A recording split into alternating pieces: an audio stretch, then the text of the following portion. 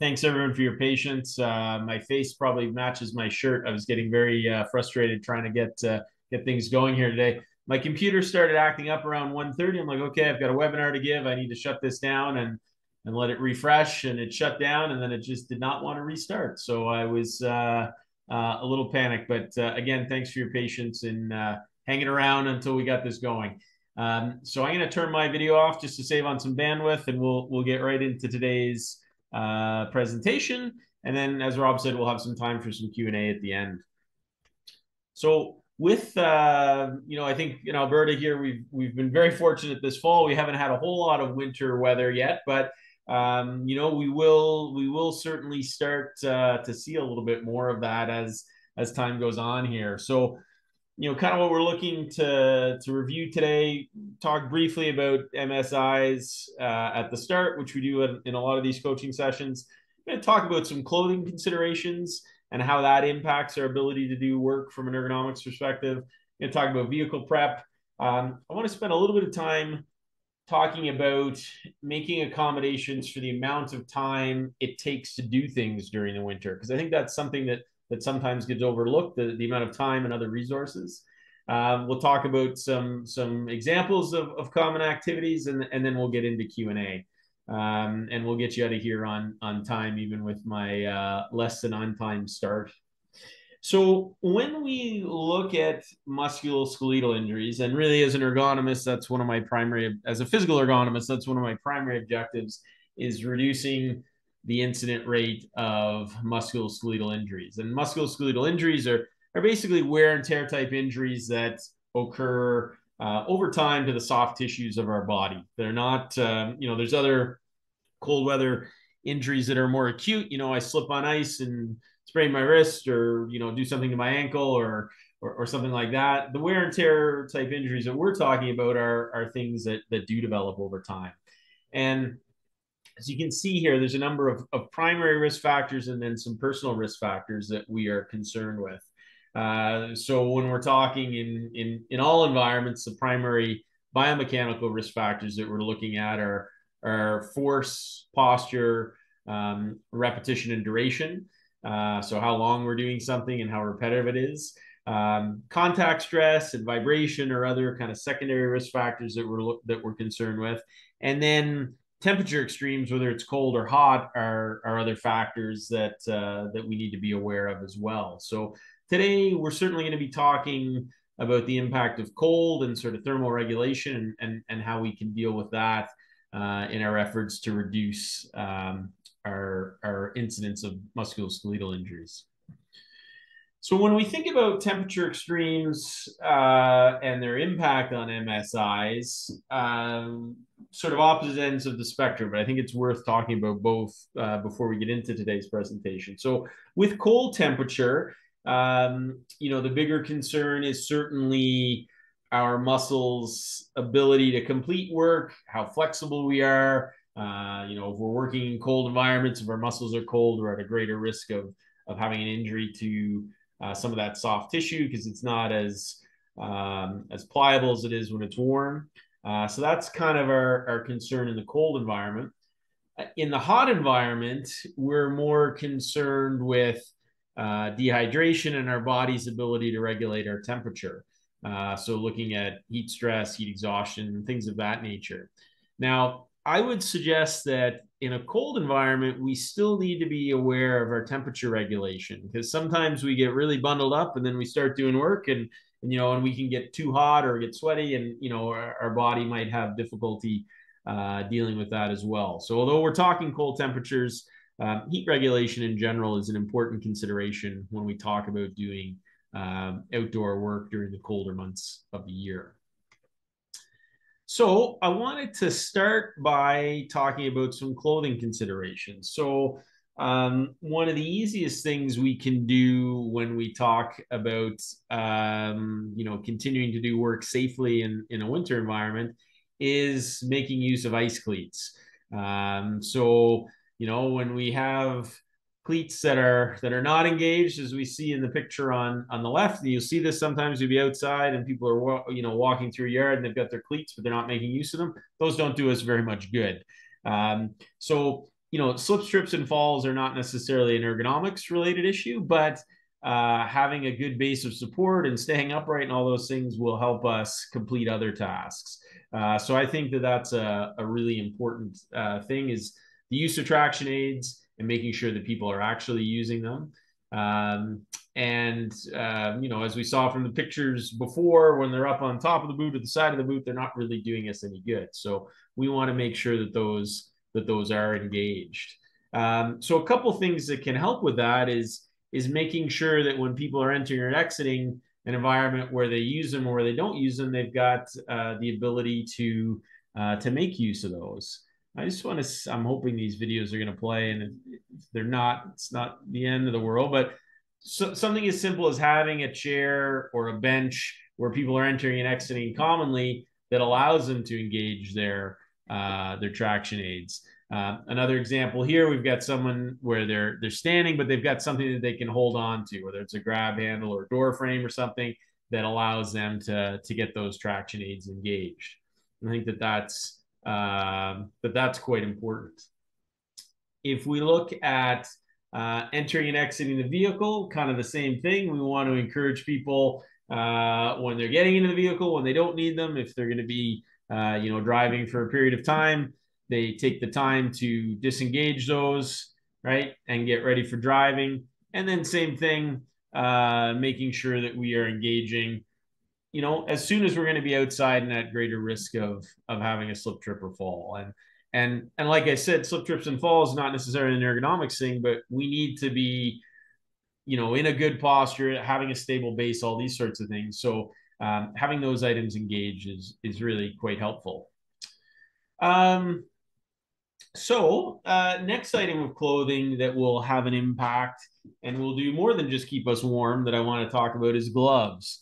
So we can see kind of three different styles of hand coverings here. The one on the left, fairly thin. They're probably going to give us greater dexterity, but not a whole lot of warmth. The ones in the middle, decent dexterity and decent warmth.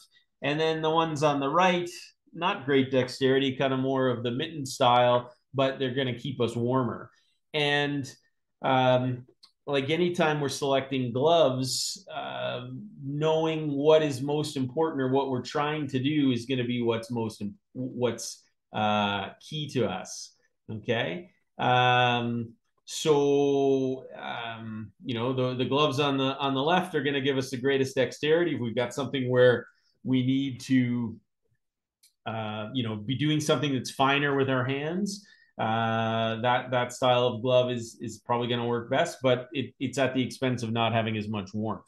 Conversely, the gloves on the right, or the mittens on the right, if we're simply outside observing something for a long period of time, we don't need to do a whole lot with our hands, and it's really cold, this style is probably better suited for us. So, using the right tool for the job. Same thing when it comes to clothing. Selecting clothing that's going to not impact what we're trying to do the most, right? So if we're wearing the mitten style and we're expected to do fine dexterous stuff, it's very likely that we're going to take the mittens off and just use our bare hands, and then our hands are at greater risk of getting having its impact on our performance. All right, so with gloves, those are some things to consider. And like I said, that would be no different than when we're selecting a glove for any other type of task. The bulkier the glove is, the greater impact it has on our performance. But we need to select a glove that's appropriate for the hazards that are present. All right. Much like with other types of clothing, we can layer our clothing. Like maybe somebody's got to be outside for an extended period of time, so they really want that warmth, but there are tasks where they need the dexterity. Maybe you consider using a smaller glove that fits the fingers nicely, but that the person has got the outer mitts for those periods of time where they're standing and not doing as much. So layering can be done with gloves as well. Here again, some examples with different styles of head coverings. Traditional toque, something that's a little more snug, something that's providing more coverage. You can think if we wearing other head protection in addition to this. The options on the right are probably going to interact with that a little bit better. Really depends on what we need, how cold it is, how warm we're going to get doing our activities. Again, same thing. We can look at layering, no different than with gloves or other bits of clothing. And where layering is helpful is, if you've got an activity where you're getting warmer and you have the option to shed a layer and let off a little heat so you don't overheat, is a good option, and I think an important consideration. Same thing with glasses, right? If we're out in a very snowy environment, we're exposed to lots of glare. White snow reflects a lot of light and can increase our risk of visual discomfort and our ability to see. Other times we might be in conditions that aren't as bright, or we could be in a conditions where it's low light, but it's still windy and we want that protection for our eyes, or we have another need for protective eyewear. So again, you just want to consider what makes the most sense for the tasks that you are doing. And then we also need to be conscious from a safety perspective is some of this clothing that we're wearing putting us at greater risk? So obviously something like this, a loose scarf, greater chance of it catching in something or us becoming tangled in a piece of machinery or moving equipment. So we probably want to make sure that our employees have got options that don't put them at greater risk just to keep them warm, right? We want to make sure that they're aware of something that might be there to try and help us could put us at greater risk as well. But we just want to be conscious of that. This is a slide from AMHSA's Winter Ready program. I thought, if you haven't checked out any of those presentations, you absolutely should. Lots of good information on that. This is one slide we borrowed from that presentation just because I think it's a great depiction of kind of the purposes of different layers of clothing. And like I said, it's really important that we don't overlook the possibility of overheating when we're in the winter. Because like I said, we tend to think of, we just need to stay warm. Well, you can get to the point where you're too warm as well, right? If you're doing something like snow clearing, which is very much a whole body activity, you've got your whole body working, you've got, more clothing on than you need. And if it's not breathable and if it doesn't allow some of that heat to escape, we still are at risk of, our body not being able to regulate our temperature very well. So looking at selecting clothing that's appropriate for what we're doing, having the option to remove layers if we're in and out frequently, all those things are very helpful to helping us regulate our temperature. All right, so I want to get into sort of vehicle preparation, because one of the things that we probably like least about winter is driving in the winter and getting our cars ready, particularly if we don't have the option to park inside. And there's a number of things that we can do to help with that. So first thing is we need to allow enough time for us to properly clear our vehicles. And obviously, I'm sure we've all been behind a vehicle where you can see their back window is covered and it shouldn't be, or you can see snow where they're obviously not able to see out as well as they should be able to from their vehicle. And I'm going to guess that 95% of the time that's because they didn't have enough time to clear it and they were in a rush and they cleared their front windscreen and then they just left, right? So we need to make sure that we're allowing sufficient time. We want to allow time for our vehicle to warm up. It's easier to clear your vehicle and you're going to be more comfortable in there if it's had some time to warm up at least a little bit. Obviously, depending on how cold it is, it's not going to warm up completely until we get driving some, but having time for that vehicle to warm up is important.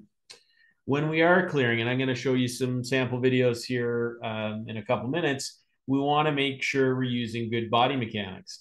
The principles that we apply, whether it's winter, summer, spring, fall, are always the same. We want to, keep ourselves in as neutral posture as possible.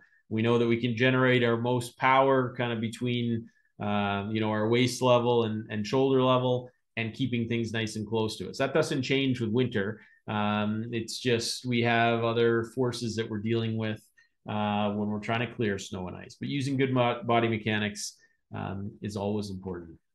We want to choose the appropriate tool. So, I've kind of got a couple different examples on the picture on the left here. Probably the best tool I see in this is the top one. We've got a longer handle. It's got a brush on one end. It's got a scraper on the other. The middle one is just a scraper. So, if you had a lot of snow to clear and you're trying to use just a scraper, you're probably going to use your arm, and that's not as ideal. And then maybe you think of this when you're a student or when you're younger, you used a credit card or some sort of plastic to try and maybe that just happens in the movies. I don't know. But, using a plastic card or something is not really designed to scrape ice to clear our windows, right?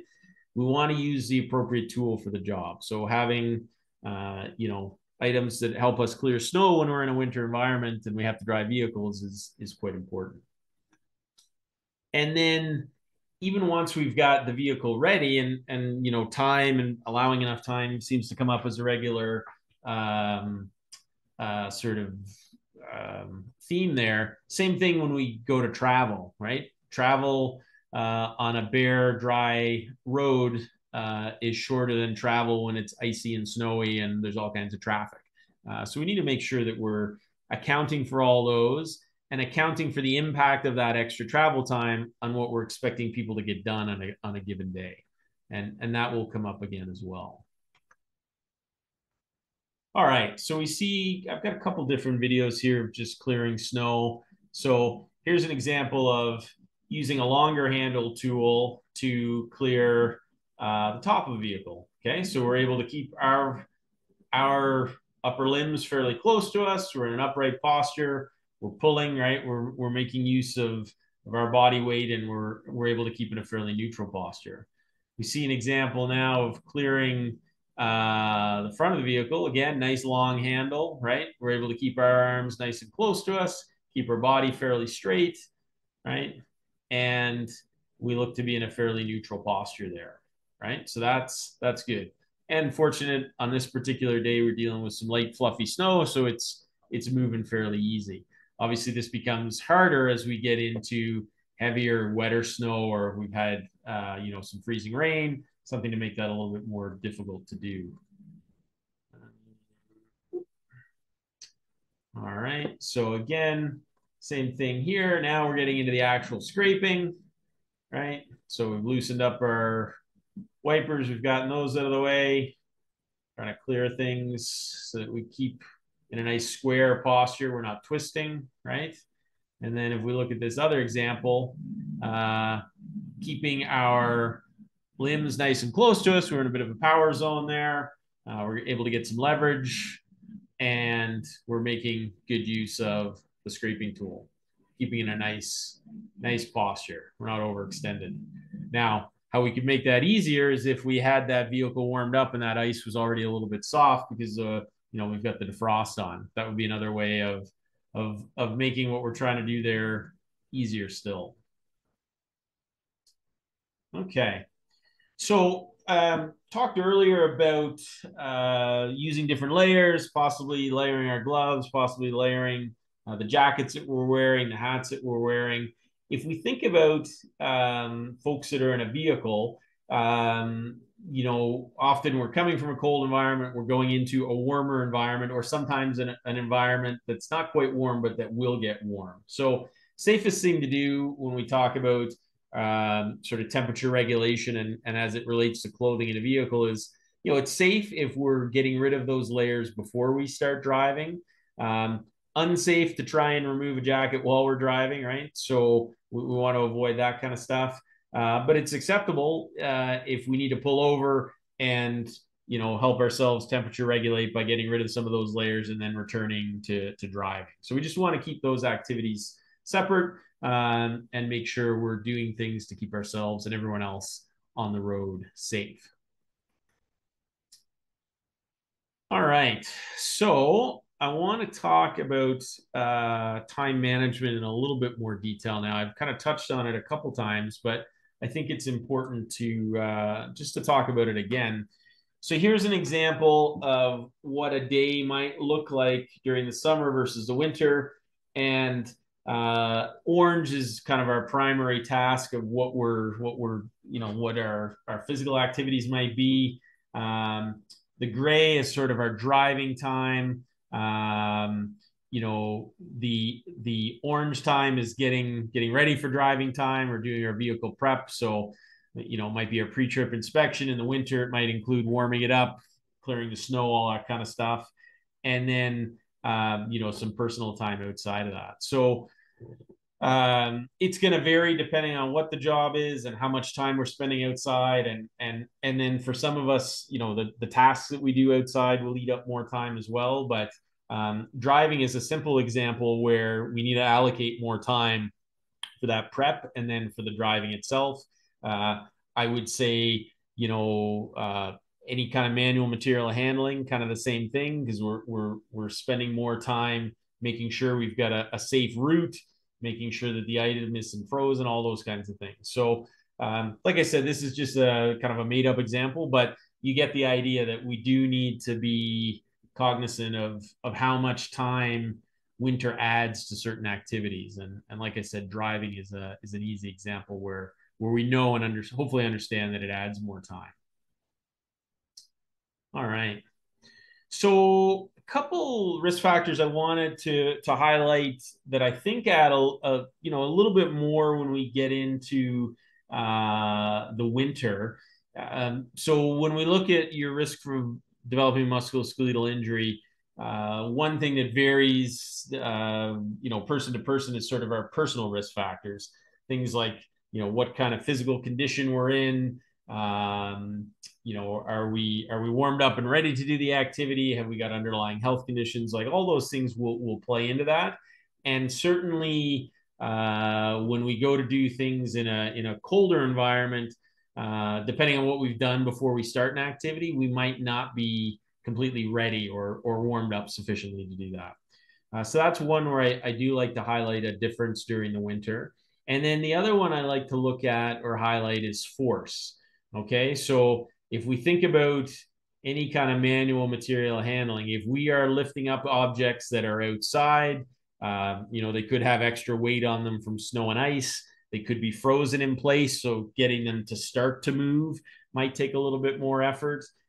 So forces there can be higher forces involved in what we're doing in the winter than in other seasons of the year. So those are two that I want you to think about, particularly, and think about the activities that happen in your organization where that might be applicable. Other things where we will see, so repetition and duration is certainly one of the primary risk factors that we look at. And you can think there's definitely some tasks that can be more repetitive or longer duration. So think of, outside workers that might have snow clearing to do, right? Depending on how much snow we've gotten, how frequently we've gotten snow, the time of day, there could be a need to, if there's certain walkways, public entrances to buildings, that sort of thing that are high traffic, people might be out. And if it's snowing during business hours and they need to be out more frequently, we can get into repetition and duration certainly being of concern. And then the last primary risk factor that we look at is certainly our working posture. And I wouldn't say that winter would have a significant impact on the posture. I just think it's one of the things that we still need to focus on when we're doing our activities, that we want to maintain as neutral posture as possible. So whether that's snow clearing, whether that's manual material handling, whether it's getting our vehicle ready to go, that one kind of never goes away. So we want to be cognizant of it. So I mentioned that, one of the activities or one of the items that can certainly lead us to greater risk at any time, but I think more so in the winter, because we're sometimes doing activities in the cold environment, is whether we're warmed up or whether our body is prepared to do the physical activities that we're doing. And, certainly the dynamic warm-up guide that has been co-developed by ourselves and AMHSA is a good resource. And winter might be a time when you get a little bit more benefit out of it. I think there's benefit at all times of the year, but if you haven't checked that out, when Rob sends out his email after the webinar, we'll certainly include a link to that. So you can check that out. And we've had webinars on that before. It's not specific to winter activities, but again, I think it would be something worth checking out if you haven't looked at or considered before. All right. So when it comes to snow shoveling, really, as I said, we want to look at maintaining a neutral posture. You can see the picture or the video I'm showing you here, nice upright posture, back is straight. We're staying square to what we're doing. All right. If we look at this other activity, got a little bit of turning for the upper body, but the back is keeping fairly straight itself, which we want to see. But I want you to consider we're looking at very small amounts of snow here. So the amount of snow is going to have a great impact, or the type of snow is going to have a great impact on how you want to deal with that. So some general snow removal tips. We want to push wherever possible. Then we're using the weight of our body to help move that shovel. We want to keep the load as close to the body as possible, right? The further that weight is from our body, particularly if we're lifting the snow shovel, the greater the pressure that puts on our lower back. We want to avoid twisting. Saw in both those videos, the person was fairly square. The second one, their arms are moving, but their back is still fairly square to the direction in front of them, which is really good. Want to have a nice base, a staggered stance, so we've got a good base of support. We want to make use of our big muscle groups. So our big muscle groups are going to be our legs. We want to use our legs wherever we can. Obviously, our arms are involved, but if we are just using our arms, those muscles are not as big as our legs, and we're going to fatigue more quickly. We want to engage our core before we're doing these activities, so that will help us maintain a good back posture and protect our core. And we want to limit how much snow we're putting in there. So, most of the examples you've seen on the videos today have been light, fluffy snow. It's dry. You're probably putting a little more of that snow on because it's not as heavy. You've got wet, heavy snow. You're going to be taking smaller shovelfuls because they're going to weigh just as much or more than that lighter stuff. So, as with any manual material handling, we need to stay within our capabilities. And then we do need to take micro breaks, give ourselves an opportunity to catch our breath, to let our body catch up, get that oxygen flowing and bringing new nutrients to the muscles and bringing away those waste products, and just make sure that we're not overdoing it. And a short micro break will certainly help. And then, if you have other tasks, and you see this sometimes when you see a crew going and clearing, somebody might be hand shoveling, somebody might be using a blower, somebody else might be doing something different. If we've got the option to rotate, that might be, particularly if we've got somebody that's or a group of people that are going to be doing snow removal for a longer period of time, rotating through those tasks so we can vary the physical demands is certainly a consideration as well. Here are just some examples of different tools that we have for clearing. Obviously, it depends on how big an area we're clearing, the type of snow, all those sorts of things. Backpack blowers are great when we've got a little bit of light snow. And as we get into heavier, deeper snow, some sort of snow blower or a machine to push that snow out of the way might be necessary. It might not be practical for us to get people to physically do it, depending on the size of the area. So we just we need to consider that when we're looking at putting appropriate resources to an activity, right? All right. So the next activity I want to talk about is lifting in cold weather. And a few things we want to do. First thing is seeing, if we're lifting an item off the ground, is it frozen to the ground, right? So giving it a little push first or tugging on it to make sure that it's loose. We want to be aware of the materials that we're lifting. Hopefully we're wearing gloves anyway, but if we're not wearing gloves for whatever reason, being conscious that, sticking to metal could be an issue, certainly something we want to consider. Is there extra material stuck to that item that we're trying to lift? So, if this frame that we're looking at here had a bunch of icicles stuck on it, I'd be advocating that we get rid of the icicles before we try and lift it, because that's unnecessary weight that we don't need to be lifting. And then what does our route look like? Is the ground slippery where we're starting? Do we have a clear path to where we're going? All the things that we would do normally when we get ready for manual material handling, but probably put an extra emphasis on is the path. Am I going to slip and fall in this, or have I got a nice clear path that doesn't put me at greater risk? And if it is slippery, that's probably our first activity, is either putting some ice melt down, some grit, something that allows me to have a stable base, so that I'm better able to do the lifting that's required of me. Okay. When we look at carrying, similar considerations. Is my path clear? Are my traction aids engaged? Am I going to be able to carry what I'm tasked with using my winter gloves, right? Or do I need a different pair of gloves to allow me to carry the item? Is there a lifting or carrying aid? Sometimes if we're carrying something a distance over a snowy area, something like a sled is better than, a cart that has wheels, like if we were in an environment like you see in this picture. So, we just, again, you need to think about, do I have the right tools and equipment to do what I've been tasked to do? All right. So, as a bit of a summary from today's presentation, first thing I would say is we do need to consider the clothing that we're wearing, and that includes traction aids for our feet. So, if we're going to be outside, not moving around a whole lot, something a little heavier, or some extra layers that's going to keep us warm. If we're going to be doing a lot of physical activity, having the ability to layer down, or having lighter stuff to begin with, so that we don't overheat. All those things are important and very dependent on what we're doing. So there's kind of not one size fits all solution to the clothing idea.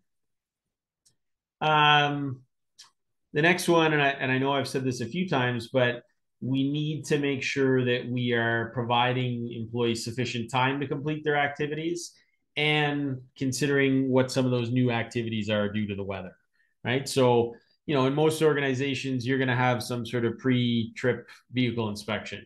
In non-winter, it probably doesn't take very long, because you have a few things you check and kind of away you go. In the winter, it's going to be longer, particularly if there's been a snowfall and you're parked outside, the vehicle's cold, all that kind of stuff. So we just need to make sure that we account for that. We need to provide access to the appropriate tools and adequate staff to complete work. So if we know things take longer, it's probably not realistic to expect the exact same output with the same amount of resources. So we need to figure out how we find that balance.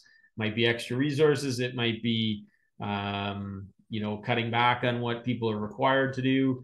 But something's got to give there. Otherwise, we're probably putting more activities on people than as a group they're able to complete safely.